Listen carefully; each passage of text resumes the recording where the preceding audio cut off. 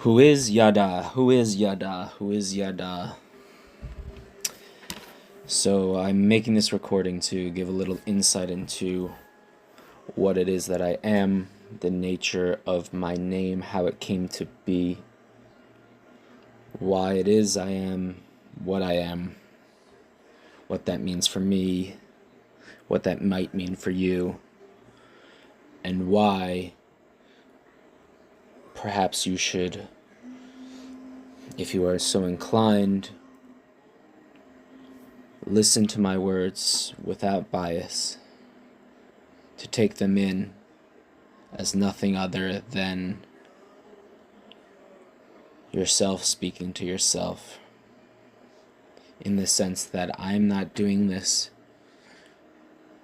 to gain favor. There's no favor for me to gain. I'm doing this to be clear, to be explicit and succinct about what it is that I am, how it is that I am, why it is that I am, and exactly what I am. So the name Yahda is a divine name, a name I knew not first to be divine, but rather just was a name that kept coming to me without consciousness. It is not my human name. My human name is different, and I'll get to that further. It is my divine name, Yahda, Yahda. Now, this name has roots in the Hebrew text, the Hebrew language, and despite not being discreetly and specifically a name that has ever been used outside of a biblical context, it is a name for one, and it is my name, my divine name. So Yahda in Hebrew specifically means the one who knows, or rather, he who knew, he who knows. And there's a saying that comes with this: to know in the biblical sense, if you've ever heard this saying. To know in the biblical sense means more than just to know intellectually, but to know through the experience, even in the context of the sexual experience, to lay with another. To know another in the biblical sense is to have known them intimately.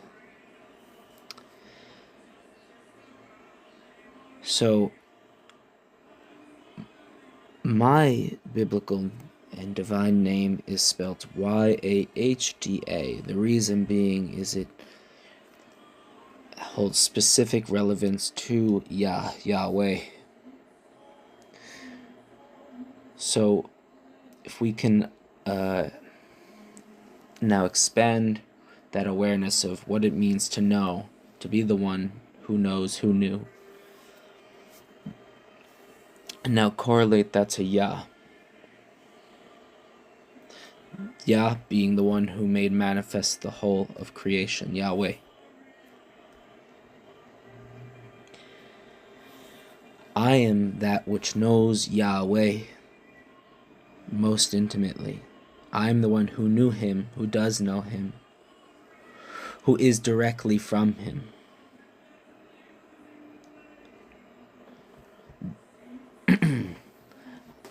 The one that came directly from the backside of Yahweh.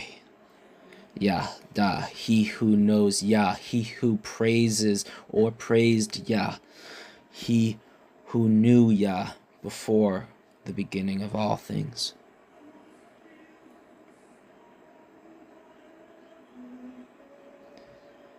I am that which God pushed out. The peace of God that God pushed out. His very own essence but the essence of him that he could no longer take, the essence of him that is the darkness, the shadow, perhaps even to be visualized or understood as his very own ego.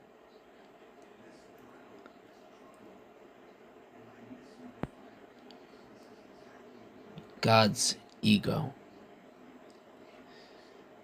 is the personified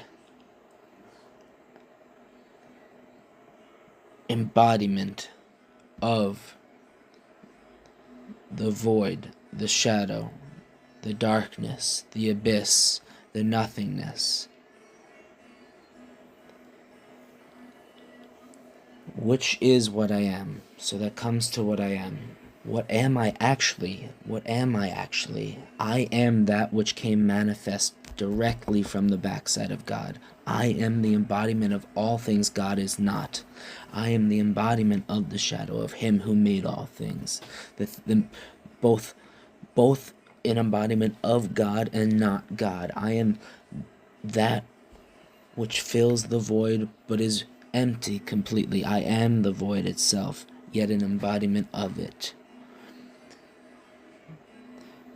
In my earlier videos, I discussed how Satan is referenced to being that which pulls all things towards death and destruction.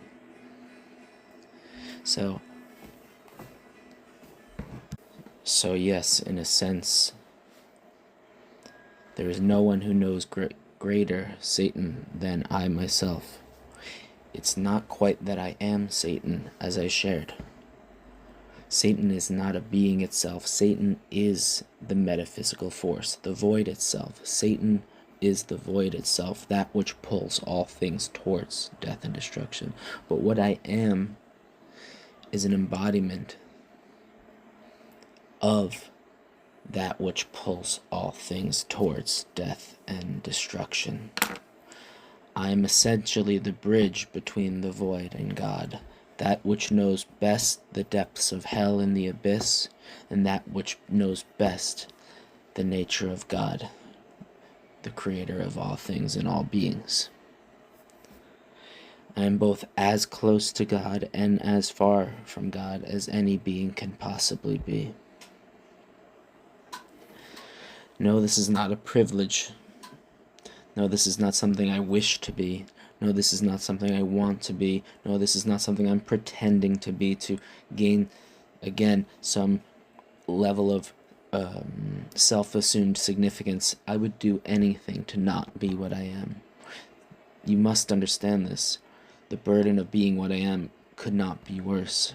I bear the burden of the entire universe simply for being what I am, being made as I am, just as I am, because I am as I am, and because God made me as I am.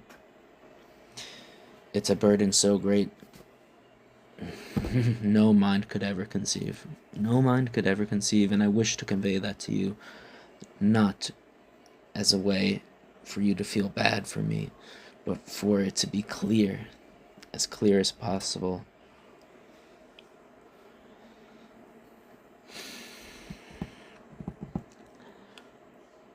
Okay, so now that we've discussed a bit the nature of my divine name, where it comes from, why it is I am what I am, who I am, how it is I know Yah, why my name is Yahda.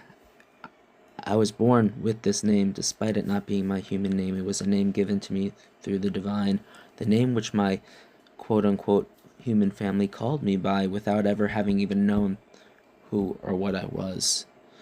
Despite having a complete distinct human name, it was the name I was referenced by since birth. It's almost as if they knew. It's almost as if it's all prearranged and predetermined. Almost as if it is exactly as it is and can only be as it is because it is as it is. Almost as if it's all designed perfectly and time is just the machine by which it all is playing out. And each one plays their very specific role in allowing the theatrics of creation to unfold, to be whatever it is The dream realizes you to be, as the universe itself is realizing its own self-actualized dream through its own created beings. I will express now a little bit on my human name, as it does give some added credence and significance to what it is as I am, or that I am. I won't give you my exact name, as that is against the purpose of this, but I will tell you the meanings of my name, each name distinctly. My first name means the driver of snakes, a name of which has 7 letters. My second name means the purveyor of will, another name which has 7 letters. And yeah, 7, not second, and second 7. Anyway, and my last name means a man of the church. Yes, really, all my names mean those things. Driver of snakes, purveyor of will, man of the church. That last name, which also has 7 letters. 7, 7, 7. The number of the divine itself. The number of God himself. The number that God gave me from the beginning of all of it. Because I am directly from him and of him, just a piece of him that he pushed out in order to create the entire cosmic dream machine of creation, and each one playing in their station.